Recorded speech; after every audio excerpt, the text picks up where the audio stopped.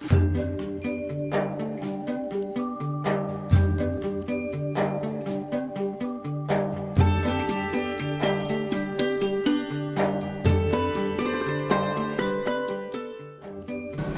मैं हूं सलोनी राणा और आपका स्वागत है ICAR में यानी केंद्रीय मृदा लवणता अनुसंधान संस्थान में, जहां पर मिट्टी की लवणता की जांच की जाती है और भूमि को कैसे उपजाऊ बनाया जा सके उसके लिए शोध कार्य किए जाते हैं। केंद्रीय मृदा एवं लवणता अनुसंधान संस्थान में अंतर्राष्ट्रीय मक्का एवं गेहूं सुधार केंद्र मैक्सिको के सहयोग से वर्तमान में उपलब्ध संसाधनों में लगातार हो रही कमी को दूर करने के लिए 10 साल से संस्थान में संरक्षित खेती पर शोध कार्य किया जा रहा है। इसमें एक है भूमिगत ड्रिप सिंचाई विधि, जो कि लगातार पानी के अधिक दोहन और पानी के तल में गिरावट आ रही है, उसको दूर करने के लिए संस्थान के वैज्ञानिकों ने एक नई तकनीक की खोज की। इस वक्त हमारे साथ मौजूद हैं इस संस्थान के प्रधान वैज्ञानिक HS चार्ट।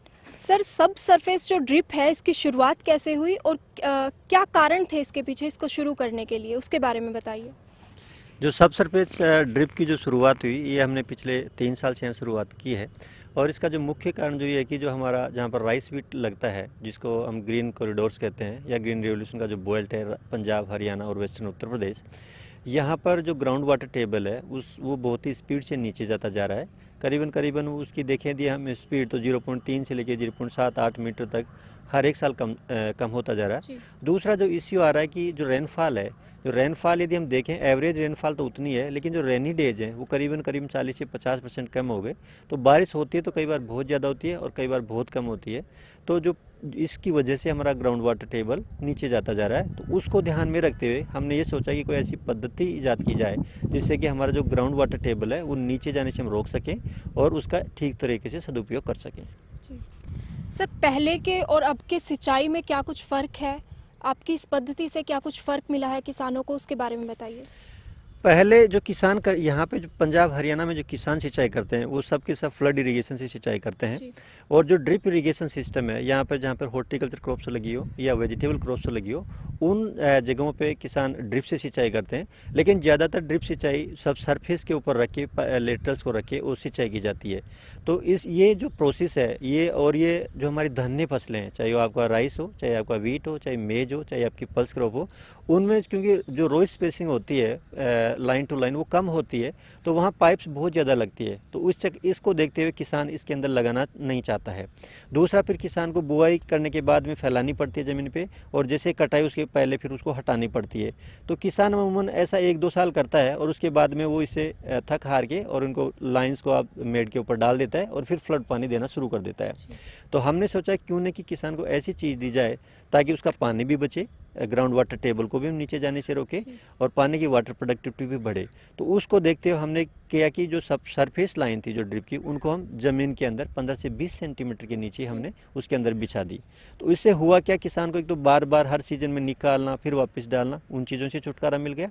और इसके अंदर किसान का जो पानी की जो बचत है, यदि हम देखें ड्रिप इरीगेशन में, वो जो बचत है करीबन 50% के आसपास बचत होती है। तो जब पानी की 50% बचत होती है, इसका मतलब जो किसान है ज़मीन से 50% कम पानी निकालेगा।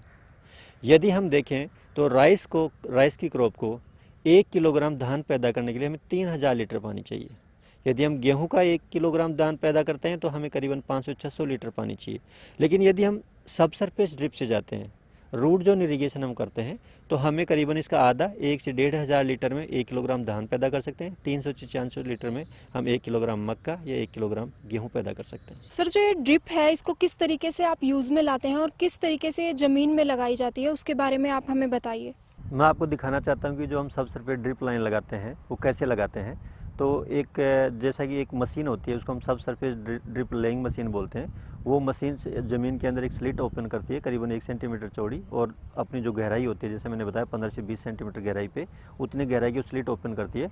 और उस स्लिट के अंदर फिर हम जो पाइप्स होते हैं, जैसे कि आप ये देख पा रहे हैं कि जो हमारे लेटरल्स हैं, ये ड्रिप पाइप्स उसके अंदर हम गाड़ देते हैं। यहाँ पर एक सब लेन होती है, उस सब लेन के अंदर छेद करके हम उस पाइप्स को कनेक्ट करते हैं, सभी लेटरल्स को कनेक्ट करते हैं। उसके बाद अब यहाँ पे इसके नीचे करीबन 15 से 20 सेंटीमीटर के नीचे आपकी ये पाइप गड़ी हुई है। इस पाइप में हम देखते हैं कि यहाँ पर इसमें छोटे छोटे छिद्र होते हैं जिनको हम एमीटर्स बोलते हैं, इनलाइन एमीटर्स होते हैं।